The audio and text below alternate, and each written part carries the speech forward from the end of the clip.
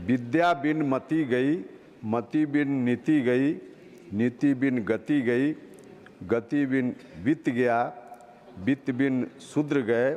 इतने अनर्थ एक अविद्या ने किए। एक बड़े महात्मा महापुरुष ने कही थी, जिनका नाम बहुत ही सम्मान के साथ हम लोग लेते हैं, महात्मा ज्योतिबा फूले। चाहे किसी जात की महिला हो, किसी धर्म की महिला हो, भारत में स्कूल के दरवाजे बंद थे, शिक्षा की अनुमति उनको नहीं थी, कोई भी महिला हो।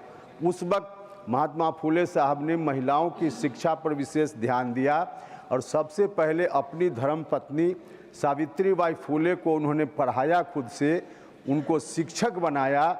हमारे देश में प्रथम महिला शिक्षिका के रूप में हम सावित्रीबाई फूले का सितंबर को हम शिक्षक दिवस देश भर में मनाते हैं।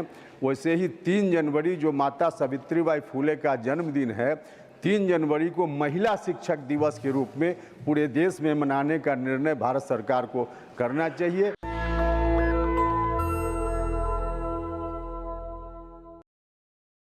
मैं अपनी पार्टी राष्ट्रीय लोक मोर्चा की ओर से भारत की सरकार और विशेषकर शिक्षा विभाग का धन्यवाद करता हूं। आदरणीय प्रधानमंत्री जी और शिक्षा मंत्री जी का धन्यवाद करता हूं। शिक्षा के क्षेत्र में बहुत ही क्रांतिकारी पहल इनकी ओर से की जा रही है। महोदय, समय तो बहुत ही कम है, लेकिन मैं इन पंक्तियों के साथ अपनी बात शुरू करना चाहता हूं। विद्या बिन मति गई, मति बिन नीति गई, नीति बिन गति गई, गति बिन वित्त गया, वित्त बिन शूद्र गए। इतने अनर्थ एक अविद्या ने किए। महोदय, यह पंक्ति आज की नहीं है। अब से लगभग 250 साल पहले एक बड़े महात्मा महापुरुष ने कही थी, जिनका नाम बहुत ही सम्मान के साथ हम लोग लेते हैं, महात्मा ज्योतिबा फूले। उस समय का जो समाज था, उस समाज की अंतिम पंक्ति में जो खड़ा व्यक्ति था, उसको समाज की मुख्य धारा से जोड़ने के लिए विद्या का, शिक्षा का क्या महत्व हो सकता है, इस पर प्रकाश डालते हुए यह पंक्ति उन्होंने कही थी। हम शिक्षा पर चर्चा कर रहे हैं, इनका नाम नहीं ले तो शिक्षा पर चर्चा अधूरी रह जाएगी। हम महात्मा फूले साहब के चरणों में नमन करते हैं।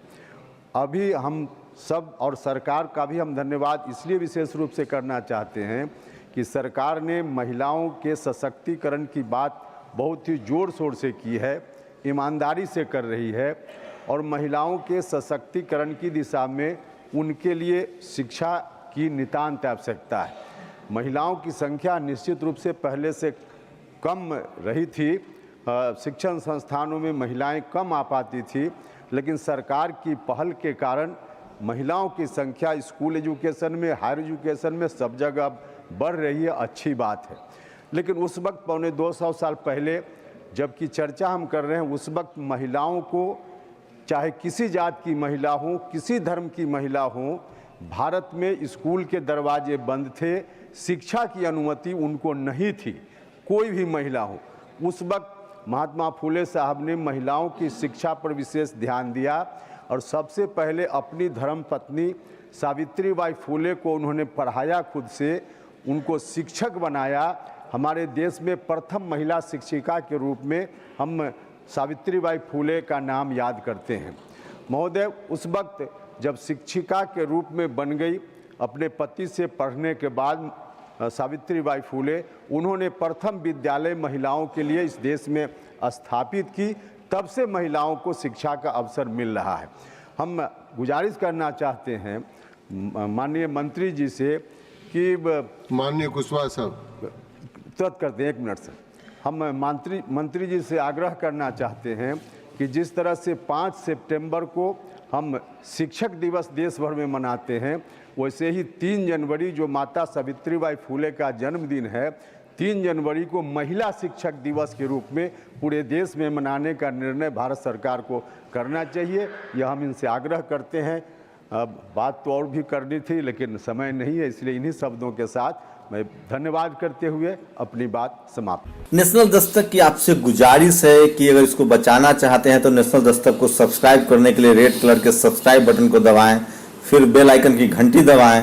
नेशनल दस्तक को बचाने के लिए बहुत जरूरी है कि हर खबर को शेयर करें, लाइक करें, कमेंट जरूर करें।